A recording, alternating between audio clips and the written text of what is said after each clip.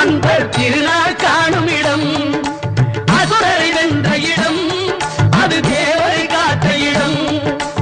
ஆவணி மாசியிலும் வரும் ஐப்பசி திங்களிலும் அன்பர் திருநாள் காணும் இடம், அன்பர் திருநாள் காணும் இடம். திருச்செந்தூரின் கடலோரத்தில் செந்தில் நாதன் அரசாங்கம் தேடி தேடி வருவோர்க்கெல்லாம் தினமும் கூடும் தெய்வாம்சம்.